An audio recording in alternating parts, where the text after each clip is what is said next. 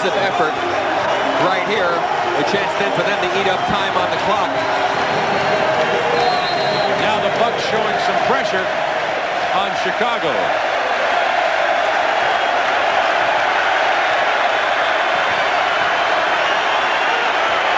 Alvin Robertson playing Jordan.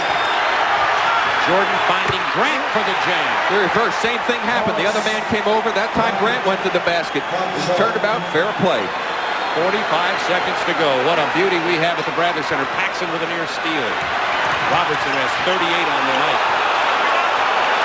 He's been quiet in the last few minutes of the game, but he was big all the rest of the game. Now, 7 on the shot clock for Milwaukee. Sigma for 3.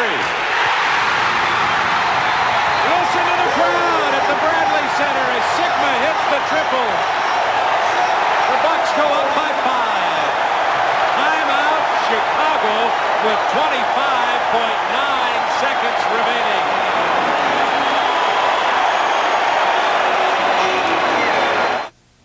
Clutch Men, Clutch Moments, brought to you by the official vehicle of the NBA, Jeep and Eagle. Trailing by 2, Philadelphia's Charles Barkley connects to tie the score. Who will Boston turn to in the clutch? So the new Eagle Talon is all-wheel drive. Is there a reason why? It's all-wheel drive. I know, but why? It's all-wheel drive. I know, but why?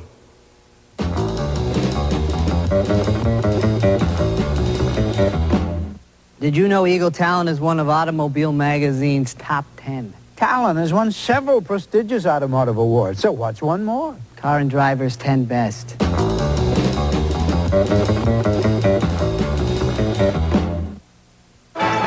With the game on the line, Boston looks to Larry Bird to win it in the clutch. Goes to Bird, he's open! Got it at the buzzer! You can expect the best from Jeep and Eagle. The Bucks by 5 with 25-9 remaining. Right after this game, we'll go to Craig Sager, who will update you on all the playoff action tonight, and then to Denver, Colorado, where Skip Carey and Kevin Lockery have the San Antonio Spurs and the Denver Nuggets. There's Jack Sigma. That's his first points, I think, in the second half, Bob. Drills into three-pointer, and of course, the biggest shot of the game so far.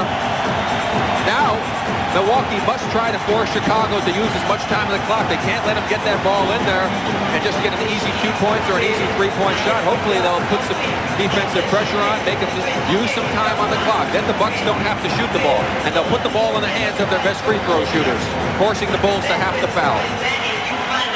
25-9 remaining, 5-point lead by the Bucks. Jordan is going to take it over to the corner to Paxson. He misses from long range. Paxson fouls out of the ball game by bumping Pressey with 18.9 seconds. Pressey will have 2 free throws and for all practical purposes ice this game, and the Milwaukee Bucks will stay alive. Bob, I tell you, see that's Del Harris's wife with his newborn son, and very happy Jay Humphries.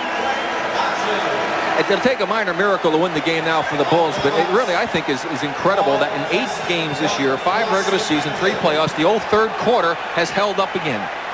And it didn't look like it was going to. No, it sure didn't. Not at the start of the fourth, it didn't.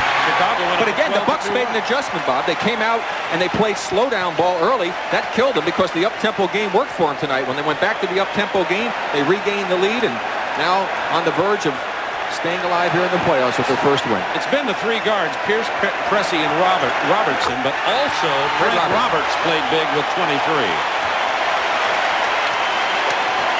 Not 7-point lead.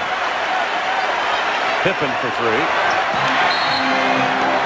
Grant had the rebound with 10 seconds left, and that was Pressey's 5th foul. B.J. Armstrong coming in here for Chicago.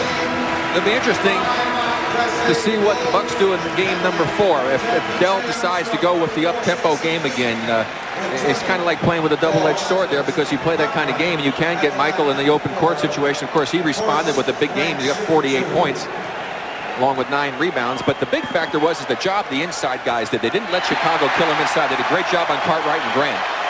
Grant has only 10 points in this basketball game.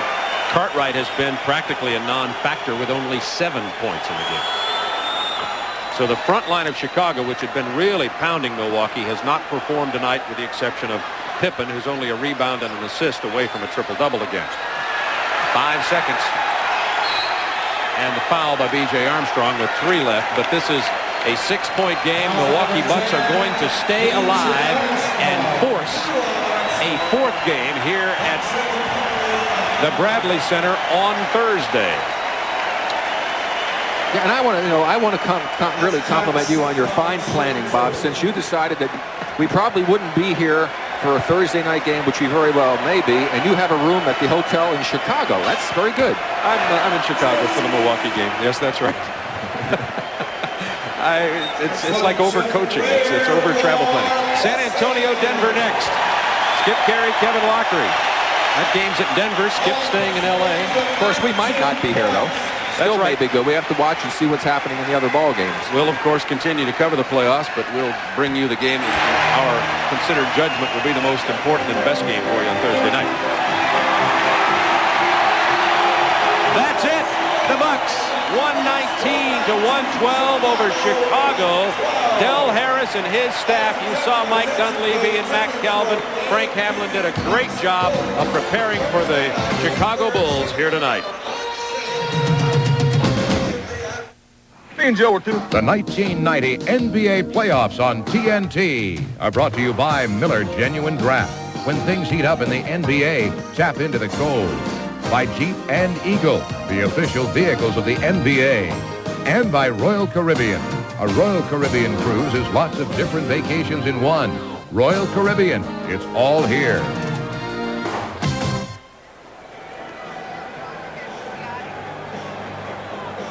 Milwaukee outscored the Chicago Bulls 14-5 with 2:45 left, and the Bulls had been leading by 2. They go ahead to win 119-112 and stay alive. Tonight's Miller Lite player of the game is Alvin Robertson, who played a whale of a game. His 38 overshadowed by the 48 of Michael Jordan, but Alvin also had 9 rebounds and 7 assists. The 38, his playoff career high.